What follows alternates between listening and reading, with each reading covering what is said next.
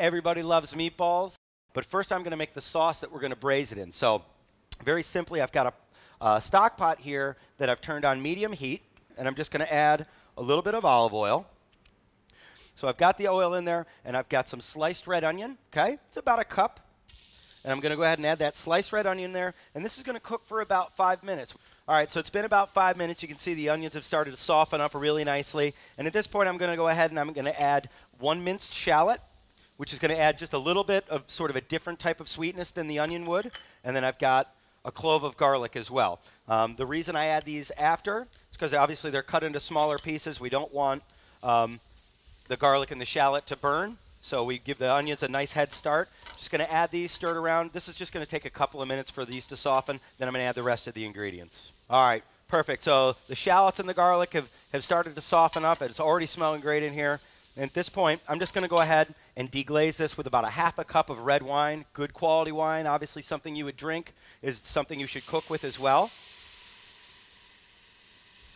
So you got about a half a cup in there. And what I want this to do now is just reduce. So I'm just going to give it a quick stir. And I want this wine to reduce. And again, we always say it sort of gets a little bit syrupy. It concentrates the flavor. And all I want to do now is turn this up to medium-high because I want to let this reduce a little bit. So you can see I've got about a tablespoon of the wine left, but it's nice and concentrated. You can see it's turned all the onions and everything a nice deep shade of red. So now I'm going to go ahead and add the rest of my ingredients. What I have here is 2 chopped fresh Roma tomatoes. I like the Roma tomatoes because they have less seeds. They're a little bit meatier, and they're going to add a nice sort of bright tomato flavor. And then I have a can of San Marzano tomatoes, juice and all. Going to go right in that same pot. All right, what I have here, so I have a tablespoon of chipotles in adobo sauce. Chipotle is a smoked jalapeno, and they put them in a can with a tomato sauce, and the tomato sauce actually picks up a lot of that smoky flavor, so it's really spicy. So I'm just going to do a tablespoon in here, just to sort of round out the flavor. The meatballs that I'm going to cook in the sauce also have chipotle in it, so we really want to just sort of layer that flavor.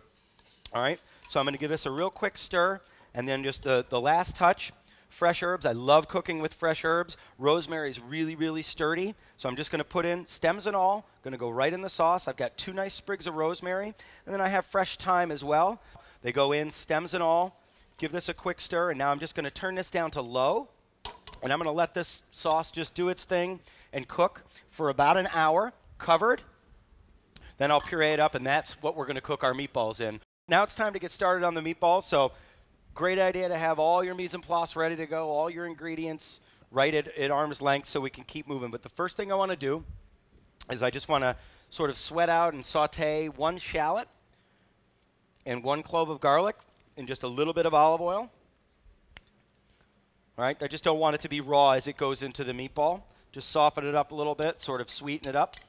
And this is only going to take just a couple of minutes just to start the cooking process. So this is just a couple of minutes, and now all I'm going to do is set these aside and allow them to cool and start assembling the rest of the meatballs. So what I like about this meatball is it's got a couple of different types of meat in it. I've got 2 pounds of ground chicken, and I got 1 pound of ground veal. And then I'm just going to go ahead and add a bunch of different ingredients to it, okay?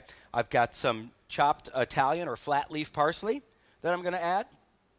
And then I have some fresh thyme that I've chopped up. And remember, there's thyme also in the sauce that we're going to cook the meatballs in. So you're going to start to notice, you know, some similarities between the flavors, and that's definitely by design.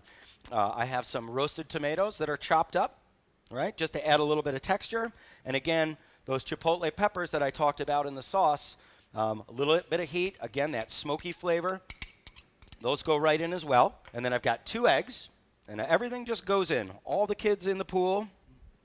And then I've got about a cup of panko breadcrumb. All right, these are definitely more about the meat than the filling, which I like. And you can do that when you have a nice light meat like chicken or veal. You don't need nearly as much breadcrumb because it's going to be naturally lighter. And then the best thing to do, make sure you've got nice clean hands, and then just get in there with your hands to make sure that everything's mixed up nice.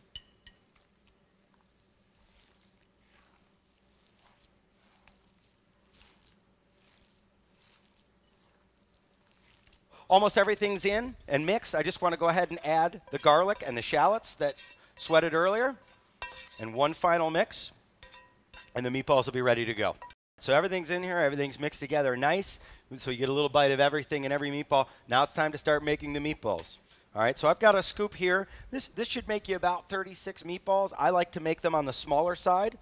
This is actually something when I make them that I keep around in the freezer. Again, you cook these, you freeze them, they're ready to go. So if you're going to make them, you may as well make a big batch, and then you just start forming the meatballs. But if you wanted to make bigger meatballs, you certainly could. I just like to go a little bit smaller and have them be more of like an appetizer size. And there's the last one. I actually got 40 meatballs out of this batch, but again, you know, anywhere around that 36, I think that's the perfect size. I'm just going to go wash my hands, and then I'm going to pop these into a 450-degree oven for about 10 minutes. All right, so these are the meatballs. They're in there for about 10 minutes. Now, they're not cooked all the way through. They're still actually a little bit raw on the inside. The idea of putting them in the oven was just to set them up, and you can see just a little bit of browning. And so while those are sitting there, we'll finish up the sauce right now. And all I need to do with that, remember we put those whole sprigs of herbs in there, so I just want to go through with my tongs, and I'm just going to pull out any herb stems. I did not season this sauce yet, so I'm going to add just a little bit of salt, because remember, there's no salt in the meatballs either. So we want to make sure this sauce is properly seasoned as we finish the cooking. Then I just have a hand blender. If you do not have one, I suggest getting one. I'm going to go for a pretty smooth consistency, but if you like your sauce to be a little on the chunky side, it's not going to make one difference one way or the other. And that's perfect. That's exactly what I'm looking for, right? So now I'm just going to cook these on low. I've got the heat down to low on this pot. So I'm just going to go ahead and add my meatballs to it. I'm just going to give these guys a quick stir, cook this on low, 20, 25 minutes. I'll come back every now and then, stir them occasionally, just try to get these coated in the sauce. So it's been about 25 minutes here, and I've come back and stirred these probably 4 or 5 times. I think they're done, but obviously the best way to tell is use your instant read thermometer. Yeah, and we're actually above 165, which is great. Now it's time to take it to the plate. I love to serve these as an appetizer, but you know, feel free to serve them as an entree.